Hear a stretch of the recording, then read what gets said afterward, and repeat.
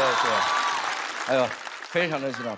然后非常开心回到这里，非常开心回到这个舞台。但这次不是来比赛的，这次就是来给大家开一个场，然后也跟大家聊一聊，就一个脱口秀演员不比赛的时候，基本上每天都在干什么。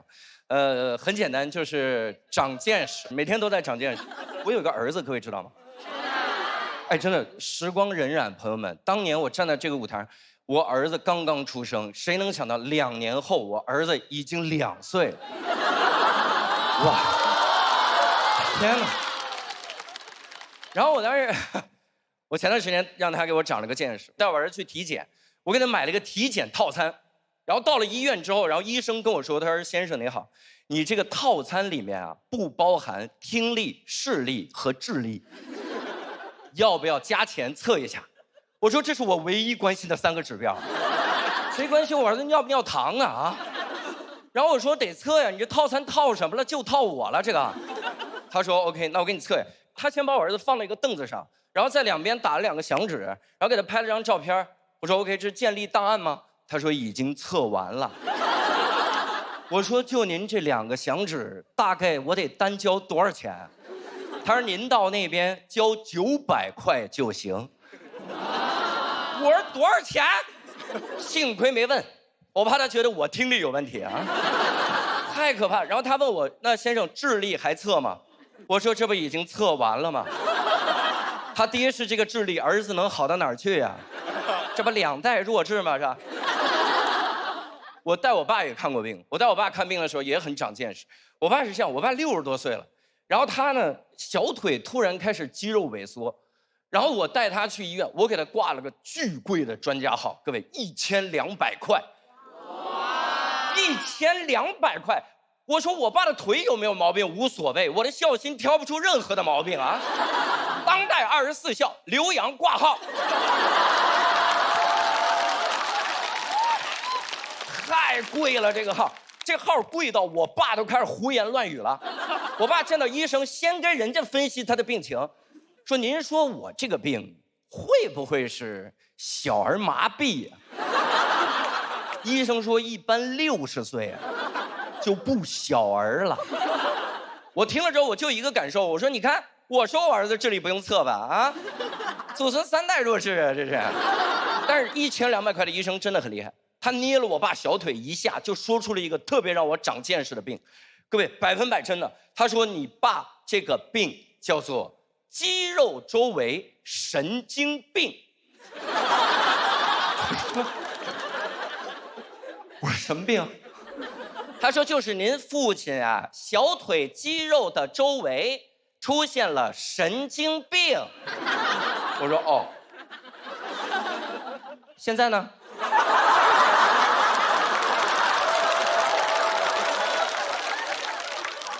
现在还有神经病吗？更严重了，怎么可能？但是一直在长见识，我性格都已经变了。以前的我性格就是遇到什么事儿我就是努力啊，就是这样。我现在的性格就是尽力了，尽力了。性格发生很大的变化，发生这个变化是因为今年年初我长了一次见识，我受邀去参加 Vogue 的年会。Vogue 呢是一个很顶级的时尚杂志，它每年会邀请一些我们这种所谓的名人去参加哈。尤其是那种初出茅庐便大放异彩的人呢。哎呀，然后那些大放异彩的人没空，我就去了，我去了。然后我其实非常害怕时尚。有一次我去拍那个时尚杂志，然后那个人先给了我一件座山雕一样的皮草穿上，然后外面让我套上一个福尔摩斯那样的大衣，在外边还要套一个木木警官那个风衣，在外边还要穿一个雨衣。我说 OK， 是一会儿明星来了从我身上挑衣服吗？1.73米被当做衣服架子的这个机会可不多呀啊！我手抬起来再挂2个围巾得了。我非常非常敬畏时尚，所以那天 Vogue 年会的当天，我用单口喜剧演员最高的礼仪来打扮自己，我洗了把脸。哦，哎，甚至敷了个面膜，朋友们啊，哎呦。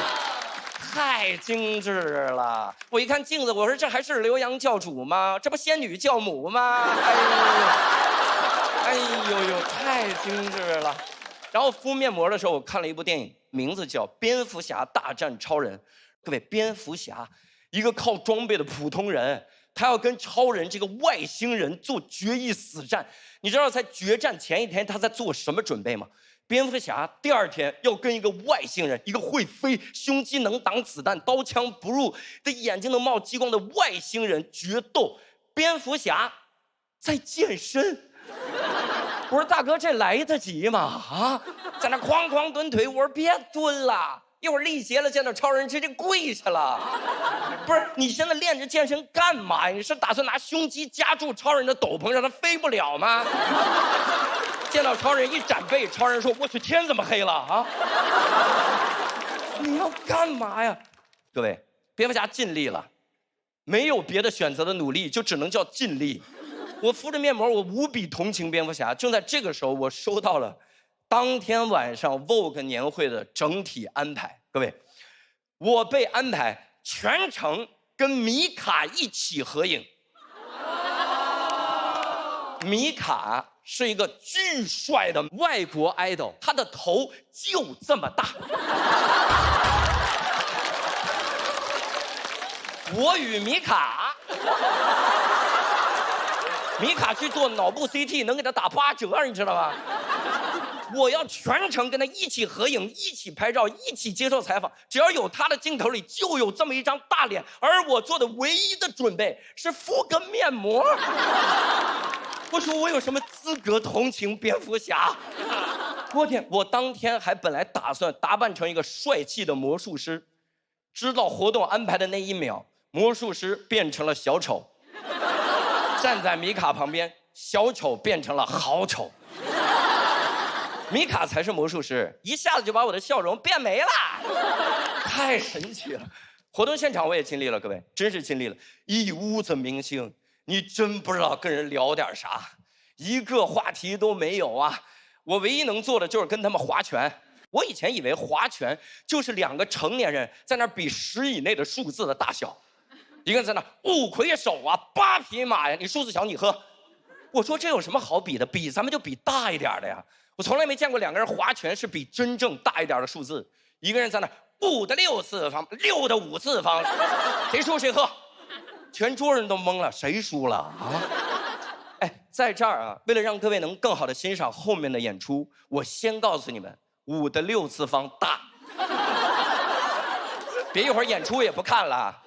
就想着拿到手机，点开计算器，点开之后还不会摁，只能在那5乘以5乘以5乘以5。尽力了，真是尽力了。但是最后也想给你们说一下那个结局。你们知道蝙蝠侠大战超人最后结局怎么样吗？一个人跟一个外星超人的结局是他俩打平了，他们俩最后和解了。他们和解的原因，说出来你可能不信，但这就是他们和解的原因，就是他们俩的妈妈名字一样。你看到这儿你就明白了，编剧尽力了，编剧得了剧本周围神经病啊，尽力了，真是尽力了。所以今天我也特别想跟所有比赛的选手们说一句。这个比赛名次真的不重要，尽力就好。如果可能的话，请务必尽兴。谢谢大家，我是刘洋教主，谢谢大家。嗨，大家好，我是辛博。刚刚庞博老师也说了，去年就是我跟嘻哈啊，上一轮我是挑战的付航，输得很惨。但是我会精神胜利。付航虽然票比我高，但我比他白呀。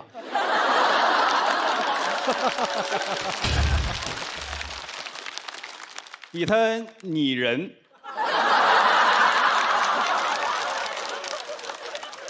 告诉自己不要在意1次2次的结果，慢慢来，用智商打败他。我管这个方法叫徐徐制胜。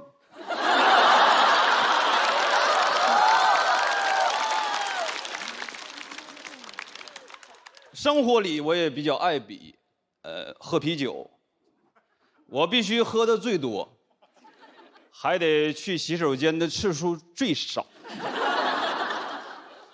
如此甚好。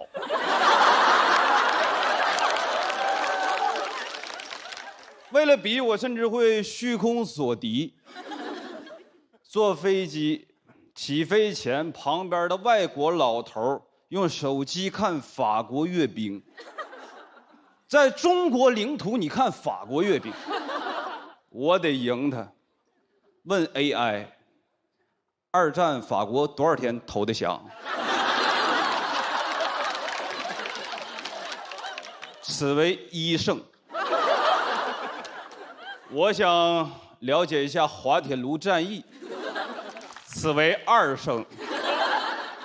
洗手间他去了2次，我1次没去，此为4胜。去他个零！我心想，老头你绷住啊，这是我替都德给你上的最后一课。然后他就开始看世界杯，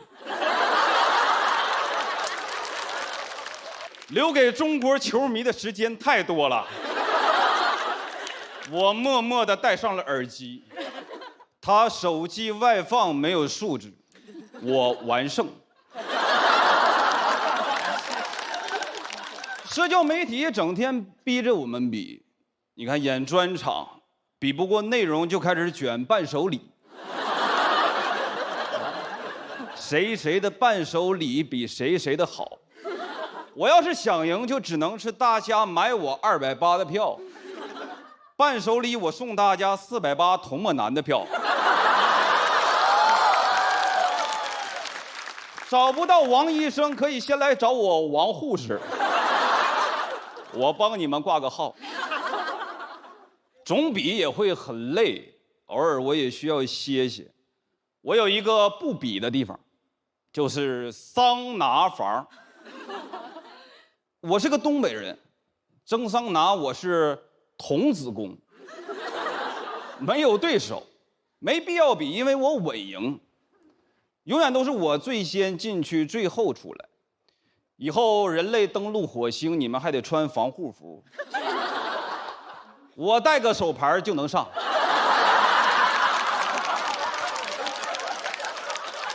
马斯克站在门口，男宾一位，关键寓意也好，进去了就能红。出了汗不冲还能热搜。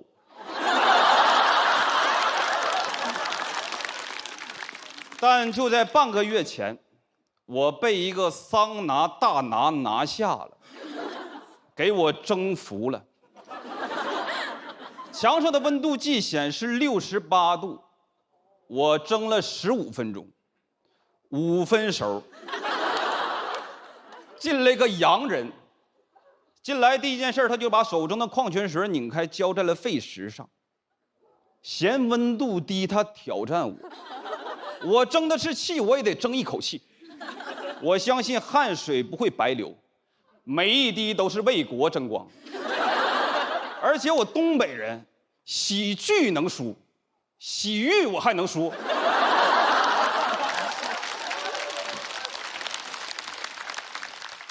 坐在旁边跟我打招呼说 How are you？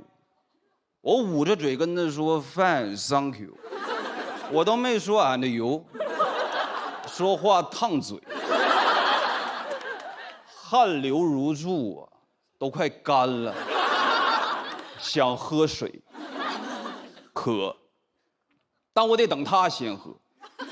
他终于拧开了瓶盖，我倒了一口在嘴里，他又把水浇在了沸石上，我一口水也喷在了沸石上，但其实我偷偷咽了一小口。74度，我闻到一股淡淡的肉香。要糊了！商纣王当年炮烙之刑不过如此吧？我在这比啥呢？比干。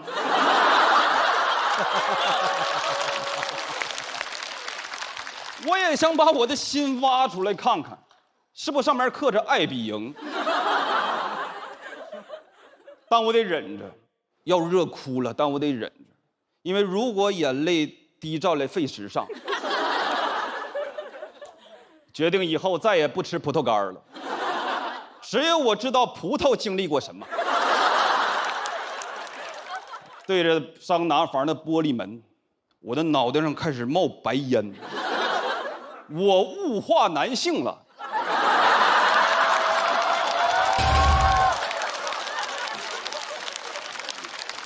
任何一个按摩师傅看见当时的我，都说不出那5个字儿：你湿气重啊。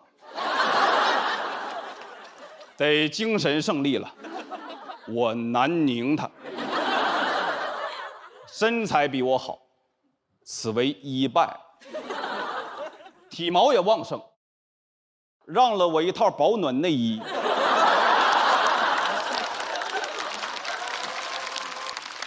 此为2败。关键老哥还把地下所有人留下的瓶子一一捡起来丢在垃圾桶里，素质还比我高。完败。要窒息了，我要出去，我要回家，我想我妈。你就站起来那一下，坐久了，起来猛了，头晕目眩，咣跪地下了。我说这一败，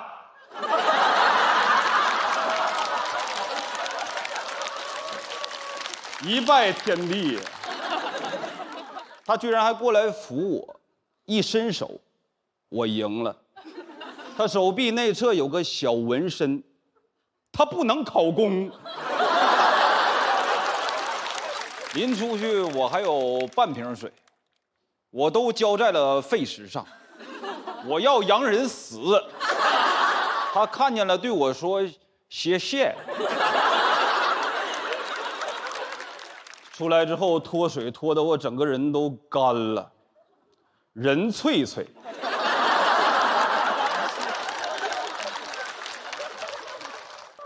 猛猛喝水，找了个汤匙泡了半天才发。我脱水浸泡，我是个三体人吧？还向地球发射了太多的水滴。经验就是以后在桑拿房遇到陌生人搭话，记得不要回答。我不怕输，朋友们，但好像除了赢，我们也没有其他的评价体系。长期主义，那其实就是比谁活得长，还是得赢。这套段子得到大家什么评价，其实我也没有那么在意，但你就是不能说辛博你太水了。我干了。你们随意，谢谢大家，我是你们。大家好，我是谢浩。哎，今年也来了，被勋博选了。去年他也挑战了我，我很喜欢这种坦诚的宣战，很喜欢跟好朋友一起玩一玩。今天来参加节目做造型的时候，化妆师就说：“哎呀，虾姐，看你去年1年都披了头发，我们今天把头发给你扎起来怎么样？”我说不要，大妹。因为当空姐这么多年，我快扎吐了。我现在对扎头发已经 PTSD 了，我甚至 PTSF 披头散发。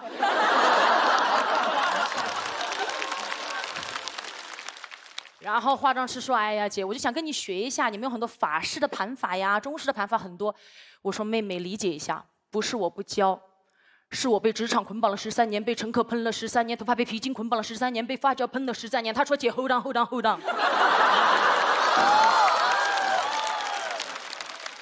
就说完全看不出来，你当了52年的空姐。还在那里算30。我跟大家讲，辞职当天我完全能感觉到，除了我以外，最开心的就是我的头发。我在那儿办辞职手续的时候，走出大门，我感觉我的头发全部立起来，在那这是飞扬的感觉，就那种。不要怪我这么叛逆啊！确实这么多年我真的受够了。我发现，我们每一个乘务员扎头发，发际线都快推到背上了。最近世界杯大家有看吧？空中哈兰德。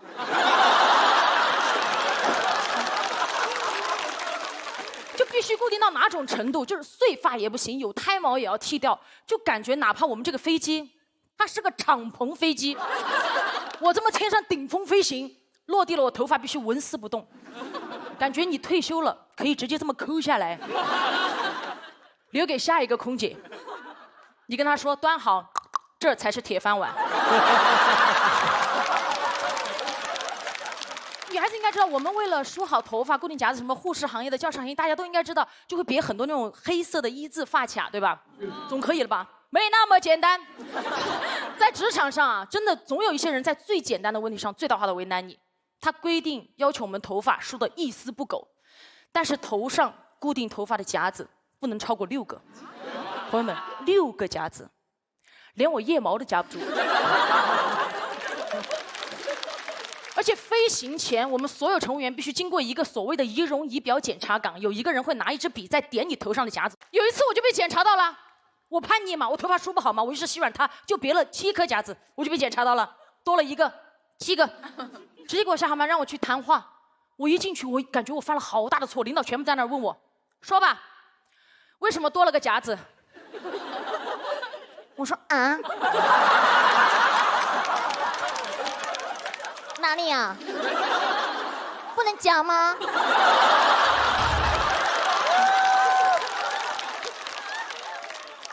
领导说把你夹子从喉咙里抠出来。你在那种情况下，我本来想用幽默的方式化解尴尬嘛，后来失败了。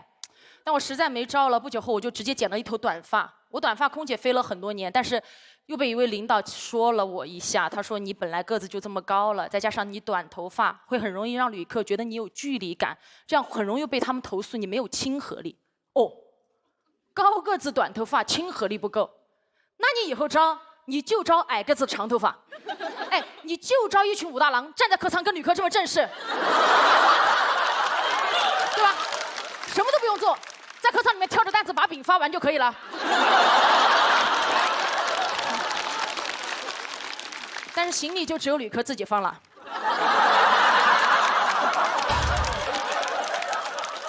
真的，我还跟我们领导 battle 过几句，我说为什么？他给出一个原因是为了让你们头发梳这么紧，限制头上的钢夹数量，是因为有一些可能哈，还有一些可能你们头发会掉在旅客的餐盘里。我说实话，你怕我们头发掉，你岗前培训，你第一天就给每一个乘务员发一顶泳帽。哎，我们就往头上这么一套，每一个人都天庭饱满，统一，每个航空公司的 logo 就打在泳帽正中心，对吧？旅客一按呼唤你乘务员来啦。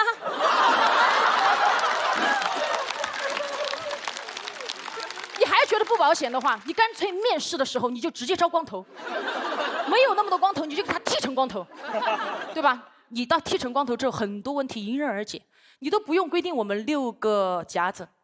你剃完光头，直接给我们点6个戒疤，就这么2排点上。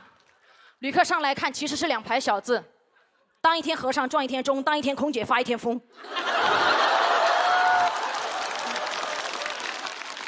我刚进公司的时候开会啊，听公司前辈们聊到以前的规定，说头发梳不好最高可以扣30，开会迟到扣30，扣完100直接滚蛋。我说那怎么办？前辈说你听我说。我们有加分项，朋友们听好了，我们有加分项，我们可以弥补。所有乘务员成功处理1次劫机，加5分。什么概念，朋友们？5分。我要成功处理6次劫机，才能抵我1次披头散发。我当时就在想，如果有最后1个月我已经扣了30分，马上被开除了，飞行的时候遇到一个劫机犯，我都不知道我是怎么办。我刚刚在那服务，妹妹说姐有个人劫机，我说哪里来了，我可以加分了。我刚要上去跟他搏斗的时候，我的同事弟弟一把拦住我说姐我先打吧，我已经扣了60分了。我说弟弟我也扣的差不多了，一起打吧。然后我们在殊死搏斗的过程中，劫机犯一把抓掉了我的泳帽，看到我头上6个戒疤。他说这是，我说和尚撞钟，空姐发疯，出家人不打诳语，只打狂徒，打完收工。说了，最后用尽全力把劫机犯打趴下，加5分。还差25分，我真的没有办法了，我左算右算，我就像脱口秀主持人一样走到他的面前。请问你是一个人来的吗？旁边5位跟你是什么关系？是一个人来的吧？来，起来，起来，再结5次。这句饭在劫难逃，一看打不过，说不结了，不结了，不结了。我刚刚松一口气，他转头就要投诉我说，我要投诉你没有亲和力。我说啊，哪里啊？没有亲力吗？开玩笑，我这辈子其实都不想通过那样的方式去加分，更不想因为这些畸形的规定去扣分。如果非要选择一种畸形的话，我选择波音747。谢谢大家，我是西海，拜拜。嗨，朋友们，嗨，我叫于博，我叫于博。哎，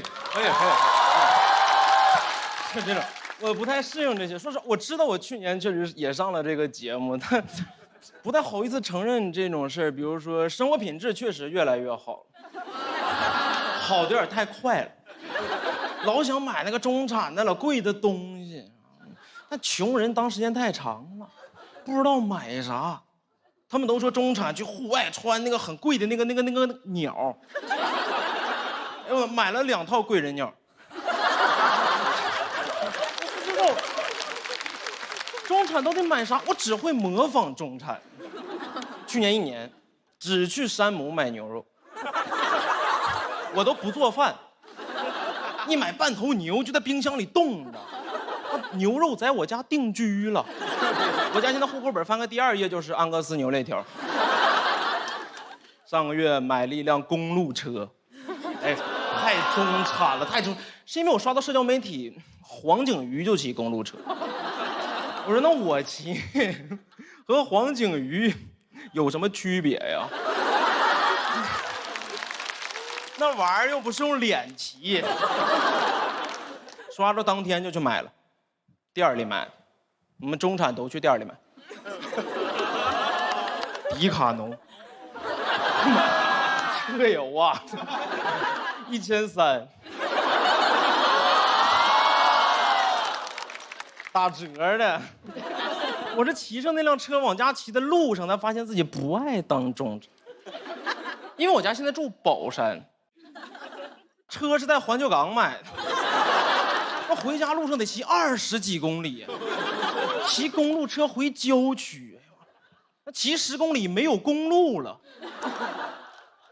骑进工地了，我在那修地铁啊，骑一会儿推一会儿，骑一会儿，太心酸了。工人看着我都可怜，那孩子别推了，别推，别，地铁马上就修好了。哎呦！好不容易从那个地铁里边推出来，哎，不想当中产，想跟旁边外卖骑手换车，想当众包，越骑越感受不到腿的存在，好不容易骑回家了，共情海的女儿，想要一双能走路的腿。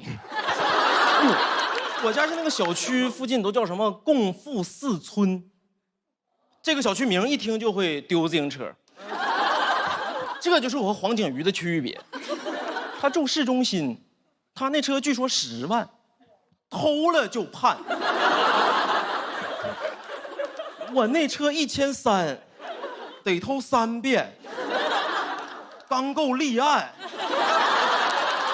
哦，上网搜公路车怕被偷怎么办？网上默认骑公路车都是中产。第1篇笔记说可以考虑停在自己的车库里。太有道理了，你不说我以为得停在邻居的被窝里呢。最近的车库离我家1.7公里，我每天把车停车库，还得扫一辆共享单车回家。哎呦，我每天讲完开放麦，骑公路车回宝山，不像中产，像知青。没人告我上山下乡上宝山呐，那种心态越骑越偏激，越骑越不小资，感觉自己特别像在农田里边喝咖啡，坐在田垄上喝美式，哎呀，身后的农民在拿铁，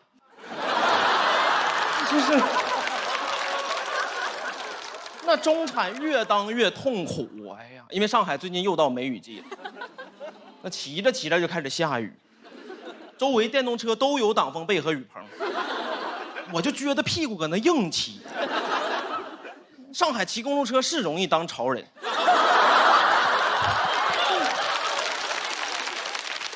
有时候赶上雨大，诗人。住在郊区，边塞诗人。我那生活王维都描写过，单车欲问边。哎呦，骑回家浑身湿透，腰也直不起来，像刚从水里拿出来的龙虾。公路车是没有后面的挡泥板的，有虾线。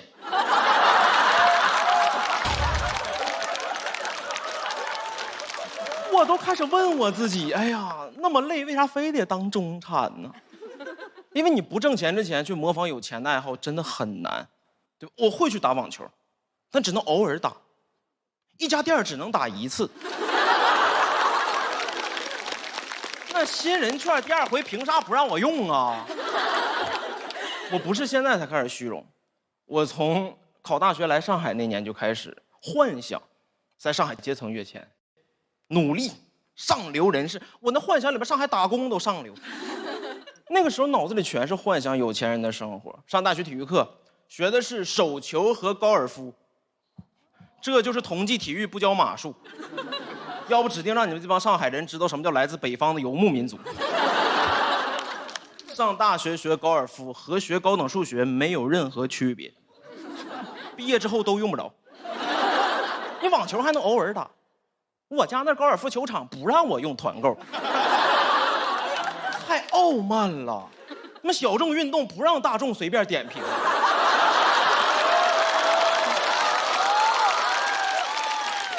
干嘛呀？那我现在真的被架在这儿了。那些不体面的爱好，我不敢承认，我都只能偷偷做。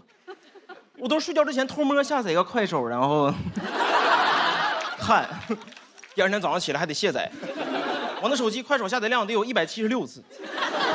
我特别喜欢看里边这个视频，偷偷看，叫“跟精神小伙过一天”。你们去看，那个是最纯粹的快乐，每天纯玩，不在乎明天的玩，今天玩完就死，怪不得只能跟他们过1天。那里边他们的快乐太简单了，4个人骑一辆电动车就开心，4个人喝1杯蜜雪冰城就开心。4个人喝1杯满杯百香果，每个人都可以喝1/4杯25香果。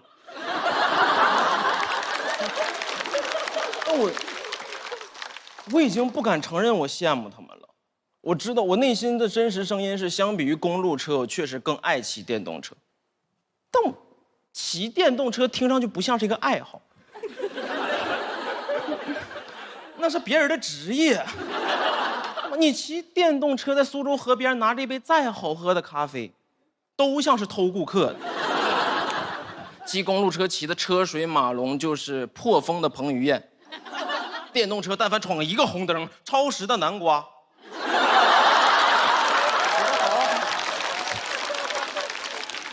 我真的被困在那辆上海的公路车上了。我不知道我的未来是要先爱上骑公路车，还是要先挣钱从宝山搬到市中心。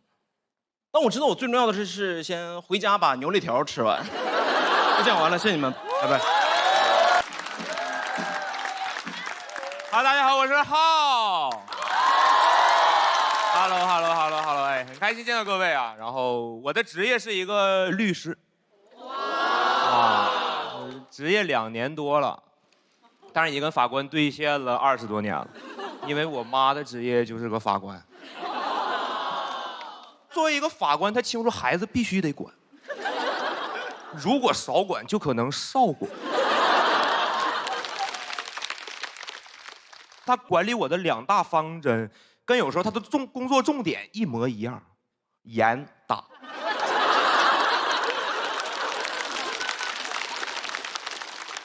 但是我妈严的很有自己的想法，就比如说电脑游戏这个问题，在所有的家长都在为孩子玩游戏，然后两边焦头烂额的时候，只有我妈说要相信孩子。孩子想玩电脑很正常，我家孩子想玩，我从来不拦着。我们家都没电脑。也不是一开始就没有电脑，有，只是没有游戏。但是爱玩电脑的人只需要一个电脑，屏保可以玩，金山打字可以玩。后来我还自己研究编程，发现了一串神秘代码，快乐数字4399。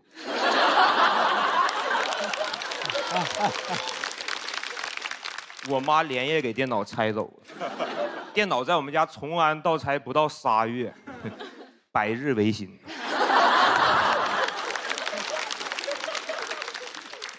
第一次从家里偷出证件去网吧，很紧张。到了之后，老板说户口本不行。他问我你要跟鸡子结婚呐？幸亏那个时候管得不严，现在是没有了。那个时候能找到那种未成年友好网吧。那老板以前好像是魔术师退下来的，你在你面前展开一副身份证，选一张。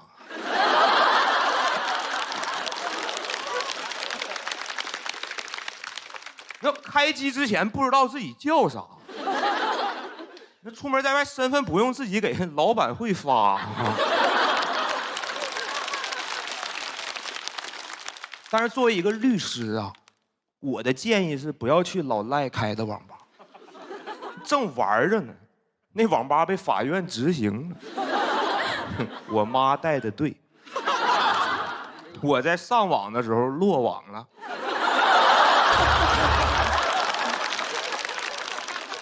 就因为这次前科，一直到18岁，我妈依然扣押着我的身份证。她说我有网瘾。朋友们，太荒谬了，我怎么可能有网瘾？什么是瘾？瘾是断不了一直碰，我是碰不着一直想，我这叫网压抑。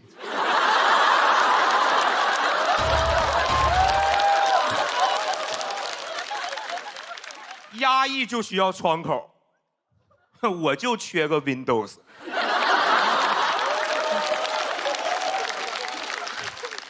倒也不是想玩游戏啊，就看着那片草原我就开心。我那景色太美好了，你想那绿色的草原，什么蓝色的天空，那红色的警戒，那黄色的不看。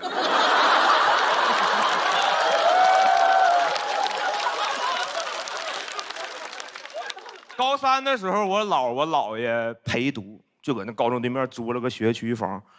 我同学一开始一听这俩老人陪读，特别羡慕。他说：“老人陪读，你趁他们晚上睡觉，你就溜出去上网去呗。”他们根本不知道啥叫家有一老，如有一宝，保安的保。我妈租了一个 loft， 我睡2楼，我姥睡门口。为什么选我姥的陪读？老人家有先天优势，我姥有严重的神经衰弱，就那个觉轻到啥程度？大半夜我都早上一下冻着了，那声音就飘上来了，跟着声音一起飘上来的还有我姥和东阳光耀。东阳光耀为健康做好药，他俩就像深夜里的一缕阳光。啊不，2位保安都是我健康的守护者。只能等到高中好不容易休息的时候，才能有机会出去玩。你说去网吧指定是不行，只能说去唱 K， 一唱8个小时，一放假就唱，那眼睛度数都唱高了。那我姥就有点担心，说这么爱唱歌吗？这毕业了是要当歌手啊？我姥显然是多虑了，我这是假唱，假唱不配当歌手。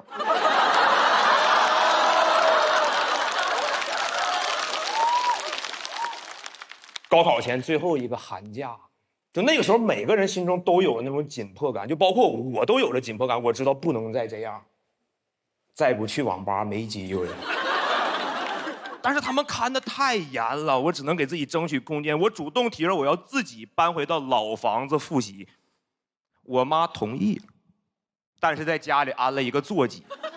我妈说安这个座机是为了方便联系。这真的，朋友们，我也是人生中第一次知道方便可以用来形容座机啊！我就问我妈，我说妈，座机咋方便呢？我也不知道我妈是不是点我。我妈说你要在家那就方便。你知道她说一切都全凭我自觉，就一件事，打电话得接。朋友们，你们现在知道啥叫座机了吧？那不就坐牢的机器吗？那我回来住的意义是啥呀？当接线员儿，玩不了电脑，我只能搁家玩电话。有一天接我妈电话的时候，不小心给那电话线扯断了，但是我妈的声音没有断。你知道撂电话之后，我把那座机后盖抠开，发现里面插着一张 SIM 卡。就那一刻我就知道 I'm free。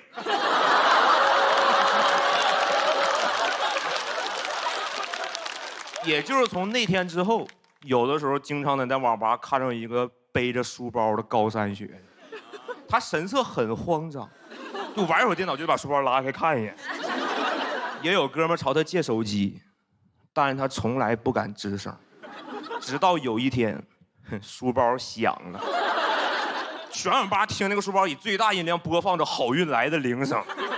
我哥们一下就往书包里拽上，然后看着我。怪不得那天问谁带手机你不敢说话呀，这哪是手机呀，这不电台吗？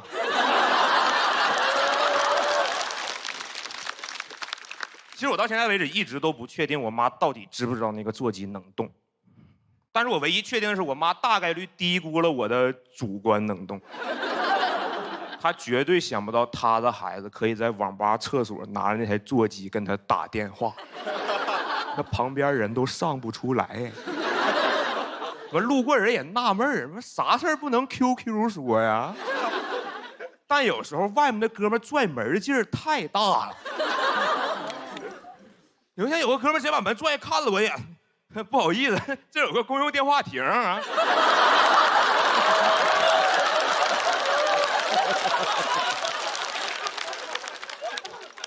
因为我觉得我妈可能不太了解一个青春期的男孩，她觉得对于一个青春期男孩来说，最重要的是自尊。她以为爷们儿要脸，但是爷们儿要战斗。开学前最后一天真的没有再去，在家补作业。但是那天我妈没给我打电话，我心里还有点失落。我说真在家又不打了，我说你打呀！以前我没得选，现在我想当个好人啊。然后发现座机落网吧厕所。今天讲到这儿，谢谢大家，我是浩。哎，嗨，朋友们，大家好，我是巴拉。啊，巴拉啊，我叫这个名字，大家就不难看出来啊，我爱看言情小说，对，喜欢左耳离巴拉。今天是我离巴拉最近的一次。真的很爱看言情小说，我身边的朋友就会教育我说，你越看言情小说，你就会变得越蠢。我说你从哪儿得到这个观点的？他说我刷短视频刷到的。OK， 因为我看书，他就是想放松，逃避一下现实，幻想一下。我不想白天和男朋友吵完架，晚上回到家还要打开一本霍乱时期的爱情。不想看霍乱的爱情。我想看那种乱的爱情，是那种乱的，一看我就火的爱情。然后青春期的时候，身边所有人都在看言情小说，结果一考试，他们就突然读过名著了，开始在那个作文里引用名人名言，只有我在那个作文里写，我说。饶雪漫曾经说过，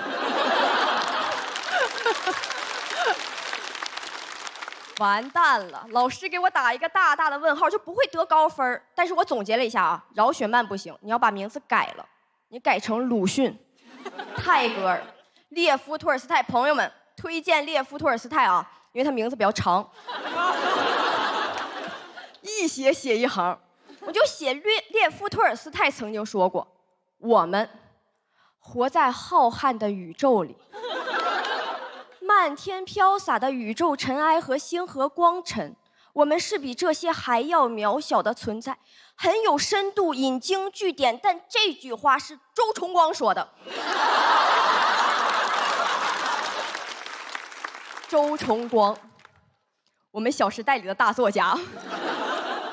我也尝试过读一些好书啊，但是那些严肃文学的书名，一看到我就不知道他想讲什么。哎，一句顶10000句，一节比6节强，感觉像是我妈会跟我说的话，说我说你一句，你顶10000句，是不是？啊，言情小说的名字多直观呢，一眼你就知道他在讲什么了。霸道总裁小娇妻的第99次出逃，哎，这才是一句顶10000句啊！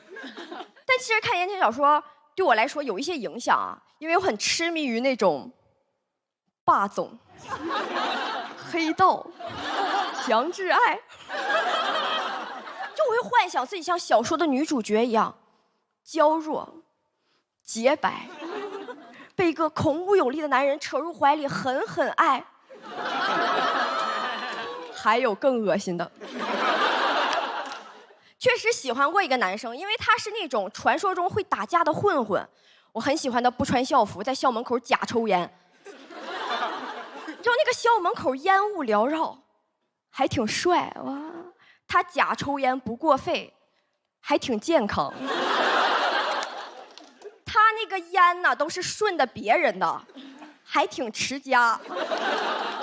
哎，这种男人你打着灯笼都找不着了啊！你打着火机，他自己就过来了。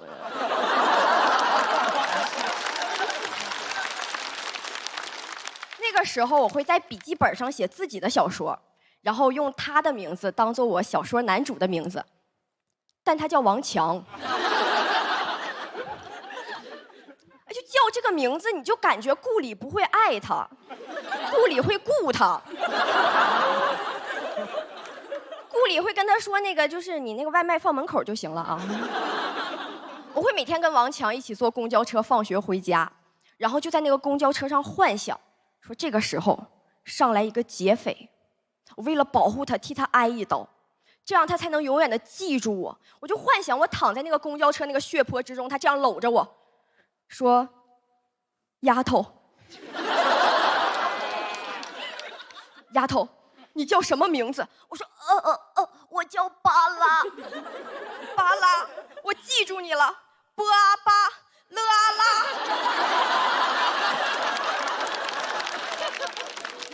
但公交车上有点太安全了，什么都没有发生，他就不会永远的记住我了，但我真的会永远的记住他，王强。他逃票。有时候真的觉得文学和现实就是有一些跨不过去的鸿沟。文学现在在我眼里已经变了，文学现在在我眼里它是人性之上，泡沫之下。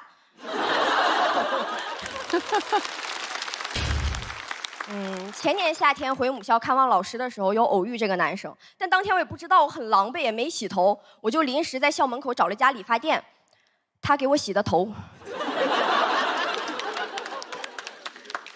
我就在泡沫之下。他当年毕业就去学了美容美发，我很想问问他为什么没有成为我想象中的那种很厉害的大人，但我转念一想，算了算了，巴拉何苦为难王强呢？都不容易。我那一刻意识到，我们好像都不是言情小说的主角，言情小说长大了就这样自然而然的变成了严肃文学，我们都变成了严肃文学生活里的主人公。我稍微有一点点恍惚啊，好像回到了那个我们戴一个耳机偷偷看左耳的自习课上。我就问他，我说王强，你还记得左耳吗？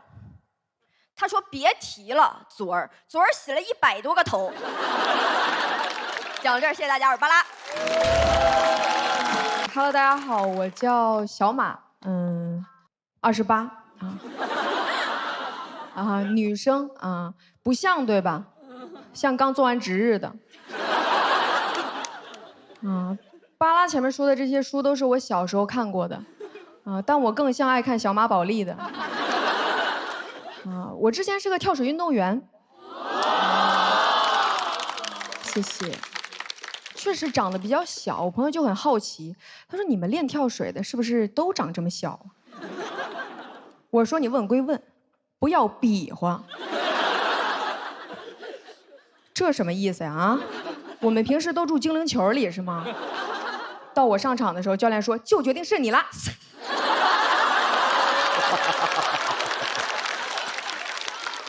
我是个10米跳台的运动员。然后12岁得过亚洲锦标赛冠军。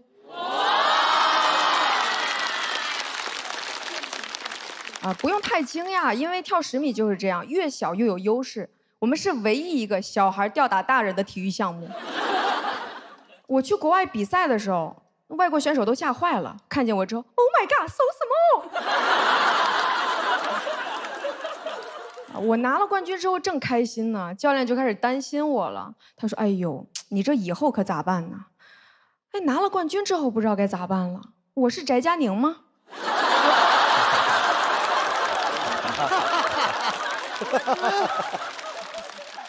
后来我才知道，他是在担心我的发育期，因为他见过很多跳台的女运动员，遇到发育期之后就会长高、长胖，成绩开始下降。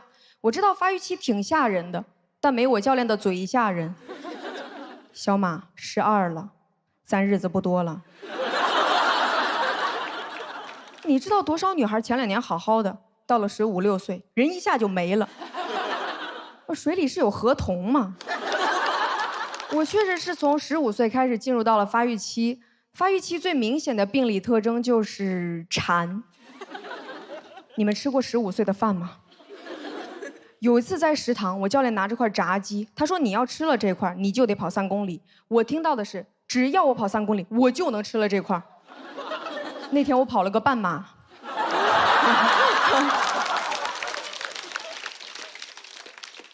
我确实很难控制住体重，2个月从80斤长到了90斤，啊，胖了之后人变得很可爱。大家见过猪猪侠跳水吗？水花也压不住了，比亚锦赛那会儿跳下去，教练说：“什么时候跳下去的？”没看见，小刺客。发育期来了之后，教练说：“什么玩意儿跳去了？”小坦克。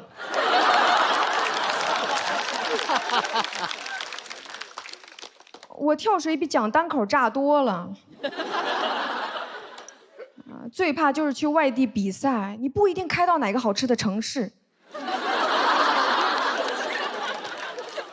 最怕去湖北、湖南、广东、福建，去了就胖。教练说：“你怎么回事？”我也不知道，上回去杭州也没这样呀。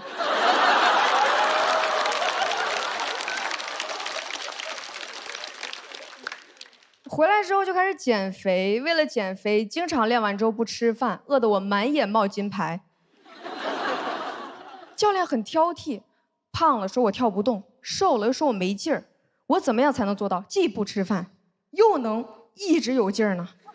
咱是反兴奋剂的呀。所以有时候太馋了，就会跟舍友一块儿偷吃1碗泡面。我们怕味道飘到教练房间，我们就在阳台把窗户打开，开始通风。但是冬天太冷了，冷风吹着，我们4个人围着1桶泡面，开始发抖，开始流鼻涕。我们4个人就一口接一口，一口接一口，开始4盛1碗红烧牛肉面。就面已经很不够了，最烦那种队友拿那个叉子在碗里面转呐，给我气的。我说好了转1周，你为什么要转3周半？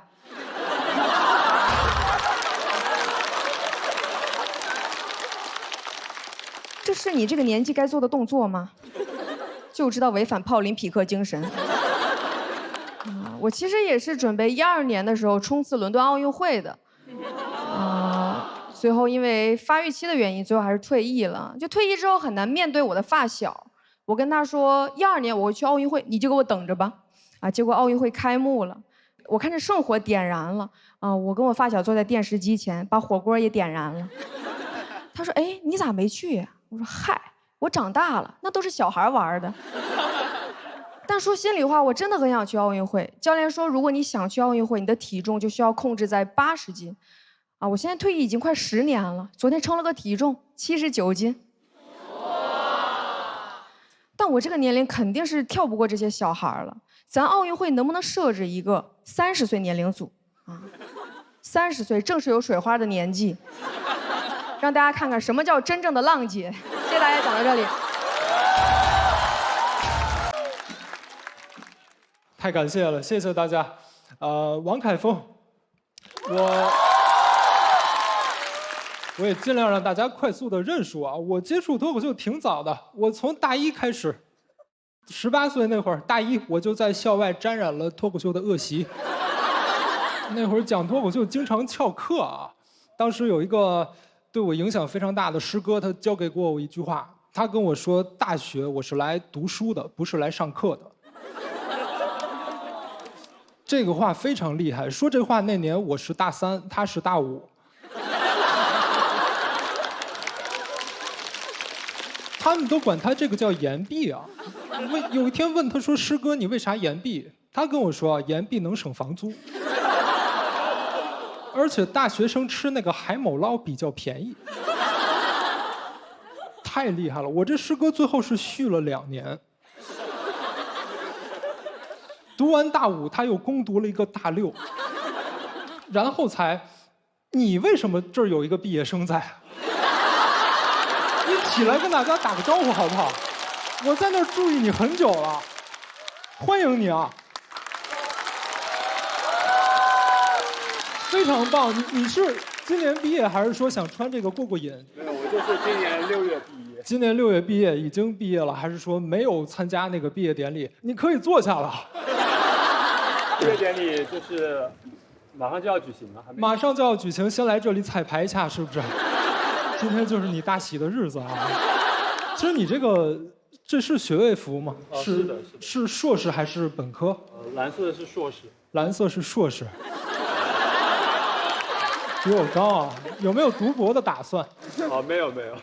最好有啊！你看今天这个冥冥中都是一种暗示啊！我们今天这个阵容的组装，我们这儿有辛博，有于博，我们有庞博、黄博，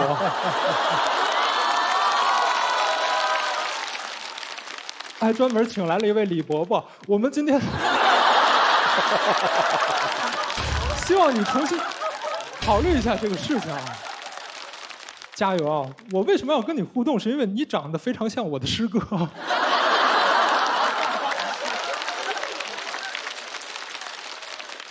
然后也解释一下我为什么要挑战肉食动物，因为我可以在现场抓取一个搭档。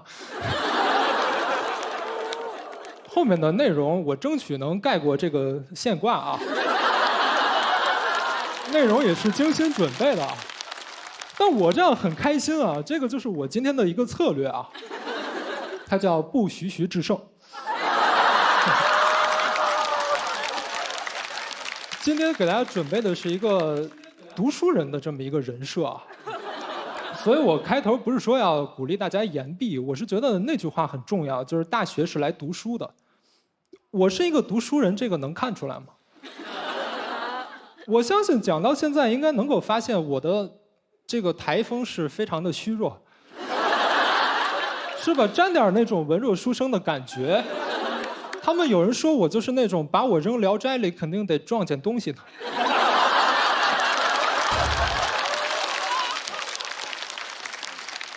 我说你说什么鬼？我是那种老派书生啊，老派的，我至今坚持阅读纸质书。不爱看那个电子的，我觉得现在这个时代，电子书应该没法取代纸质书，对吧？不会啊，就哪怕你平时不看书，书在家里算一种软装，对吧？你书架里放个 Kindle， 那个就是硬装。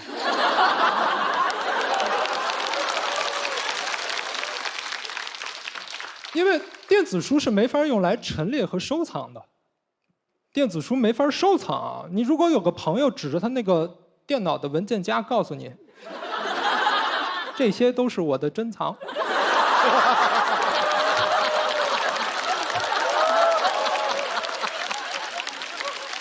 你就会好奇，这是正经东西吗？黄的不看。全挂完了。我书架里至今珍藏着我小的时候非常喜欢的一套儿童恐怖文学，那个是我的启蒙读物啊，儿童恐怖文学。我那书非常禁忌，那个书封面就能把别的小孩吓一跳，然后封面上还写着一行小字儿，叫“胆大的翻开，胆小的走开”。我非常喜欢这个 slogan， 我当年就想把它给抄走，就写在我作业本上。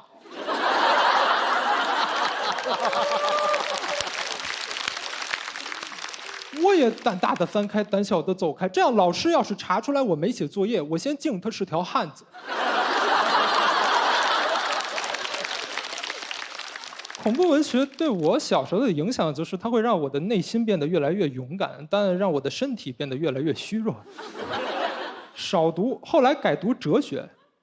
我挺爱哲学的，有一个非常喜欢的哲学家叫苏格拉底。苏格拉底很厉害，书里介绍说他每天就站在雅典的广场上质问来来往往的人，他的目的是希望让全雅典的人都认识到自己的无知。最终苏格拉底被判处死刑。我当年在这段旁边批注了一个字“该”。我说您太冒犯了。但我非常喜欢苏格拉底，因为我从小也想做一个像他一样知其不可而为之的人，所以我在大学毕业的时候呢，是毅然决然地选择全职讲脱口秀。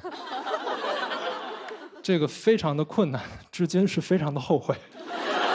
我为此还放弃了本校的保研，不是，是延毕。我觉得这样讲会有效果啊，我也可以直接讲延毕的。强化一个误导，我怎么可能保研呢？是热爱脱口秀的，但是也有一段时间非常的迷茫。最迷茫的那段时间，有一天梦见了苏格拉底。苏格拉底笑着对我说：“该。”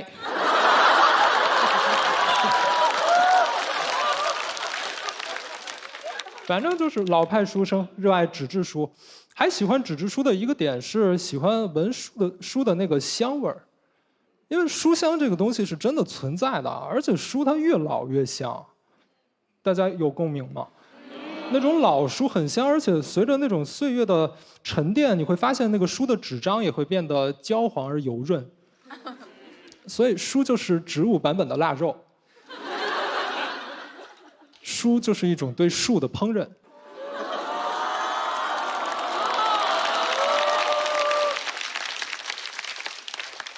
为什么有的人买了书以后从来不看？因为他在等最佳赏味期。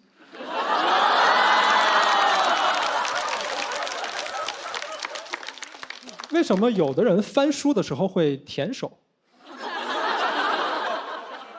这都见过。为什么？这个跟吃披萨一样，指尖有芝士的香味。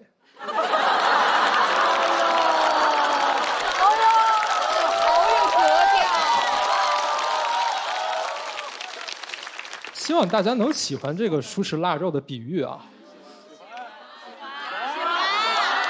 谢谢你们，我还准备了一个比喻。关于读书这个事儿，我觉得其实读书就特别像神仙享用贡品，营养吸收了，但东西还在。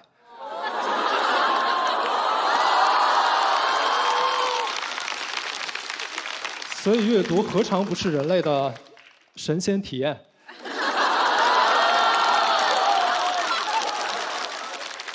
希望我也能有勇气把这个脱口秀就停在这里啊，但很难。我平时讲这两个比喻我非常喜欢，但他经常冷场。我甚至为此专门咨询了一个非常资深的脱口秀老前辈啊，我就把我这俩比喻发给他，问他说：“您觉得怎么样？”哎，老前辈跟我说：“我感觉就像蝴蝶的翅膀。”我说：“哦，说我浪漫。”他说：“不是，是两个都要扇。”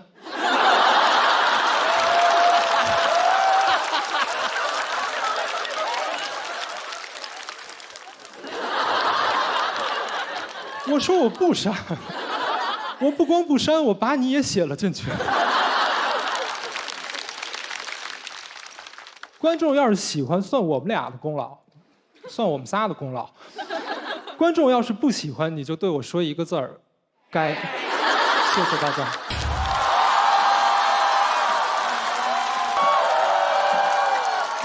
啊！大家好，我是大木。哎，大家好，我是晃晃，我们是肉食动物。啊！大家应该也能看得出来啊，我也是个读书人啊。行，我最近读了很多玄学方面的书。研究这种，研究啥了？我研究星座。哦，哎，你是？我是射手。那你上升？我上升是处女。哦，射手处女，你是社畜座的。啥了？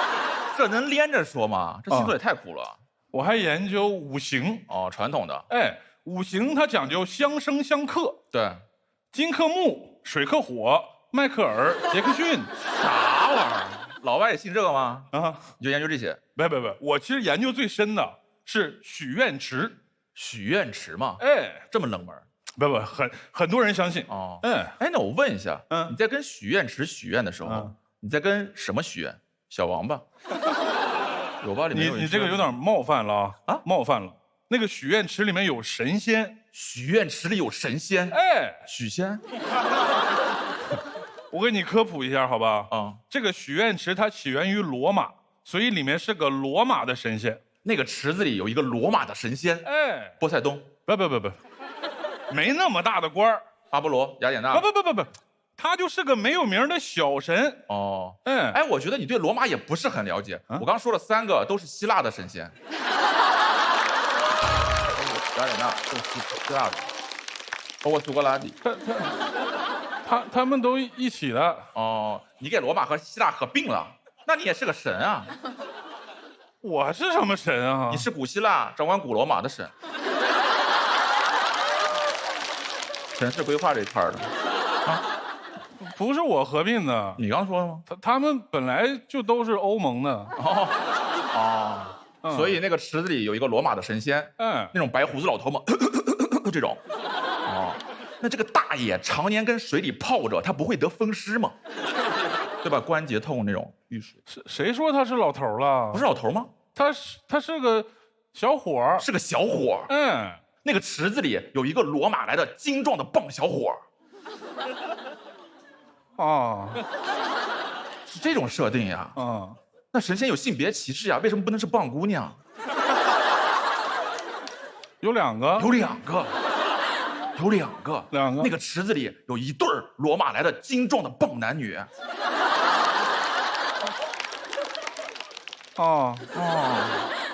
那神仙有身材歧视呀？为什么都是瘦的？有4个。有4个。4个。除了刚那2个，还有2个你这样的，那水都淤出来了。你管那么多呢？哎，那神仙有年龄歧视啊？为什么都是年轻人？8个呀。8个。除了刚那4个，还有4个相同配置的老人。那这4个老人不会得风湿吗？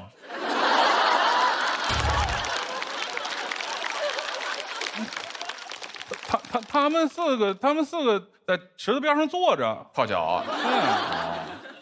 哎，那我刚开始第一次问你那个老人会不会得风湿，你就说他在旁边坐着，不就不用出现后面7个人了吗？他一个人他忙不过来。需要8个人。那全国各地那么多许愿池，这8个人就忙得过来了。每个池子里都有8个。每个池子里都有8个啊！全国各地几10万个许愿池，每个池子里有8个罗马人。对啊，那罗马就没人了。你知道罗马多少人吗？罗马神仙。罗马就没神了。没神？那我们国家的神仙过去了呀。所以每个罗马的许愿池里有8个中国的神仙。对呀。八仙过海。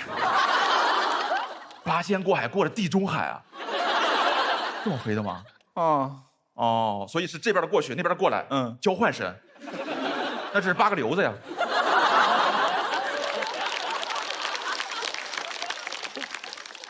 人家不是学生，人家是神仙。哦，神仙，反正哦，所以我们这边的许愿池里是8个罗马的神仙。那讲道理，他们哪怕不说意大利语，也应该说英语吧？怎么听懂你许愿？那8个人里面有个翻译。有个翻译吗？那8个人里有一个 translator。Yes。那还有7个呢？还有7个，还有那个负责许愿的，就一个干活的吗？那剩下的呢？还有个 HR 嘛？HR 呀，公司啊，那剩下5个呢？还有5个财务。5个财务吗？对，神仙的账这么难做？不，他们主要是贴发票。有生活。所以是个公司，那他们也996。啊不。那个景区啊，晚上6点关门，他们也就回家了。哦，每天6点，这帮货挤地铁去机场，然后回罗马。不，神仙不用去机场，神仙会飞，会飞，原地那种。每天6点钟，全国各地歘起来几百万个罗马人往北飞，一会儿排成一字形，一会儿排成人字形。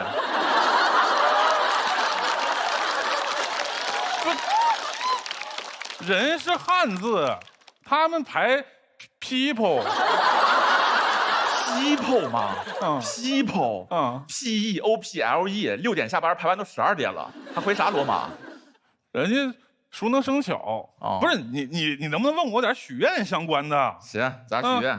许愿你就简单了呀，你就扔一个1块钱硬币。为啥一定要是1块钱硬币啊？它这个东西它就相当于这个敲门砖。扔砖不行吗？扔砖你不礼貌，它得是个礼物。LV 的包，有把愿望扔进去的吗？LV 的包太贵重了，高仿的 LV 包。不是你往水里扔进一个假的，然后出来个真的是吗？洗钱吗？我说为啥要5个财务呢？洗钱犯法，它就必须得是硬币，就必须得是。那然后呢？然后你就得双手合十啊！为啥一定要双手合十啊？双手合十显得你态度好，这样显得我态度好。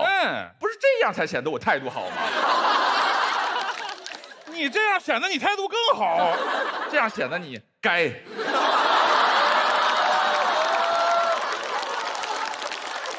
你才该，就必须得双手合十，就必须得是。那然后呢？然后你就许愿啊，然后就许愿。那现场这么多人，神仙怎么样决定先实现谁的愿望？这按那个愿望的拼音首字母啊？不是你许愿我看看。神仙时间，我 S 施恩神，太靠后了。我希望明天 W，你更靠后了。那你都咋许？我一般我就，哎呦喂，谢谢你。都要 A 开头啊？当然得 A 开头啊，其他门派都是 A 开头啊。阿门、阿拉、阿弥陀佛。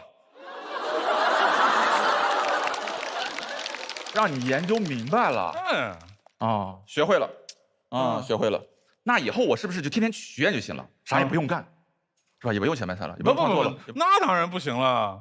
你许愿归许愿，你愿望实现主要还是得靠自己。靠自己吗？我许愿了，我还靠自己啊？不是，你看啊，我们站在许愿池旁许愿的时候，看见的不就是自己的倒影吗？哎呦喂，开始上价值了！天哪，自己是自己的神，那来吧，跟我一起。干嘛呀？组成 people。谁跟你组这玩意儿啊？谢谢大家。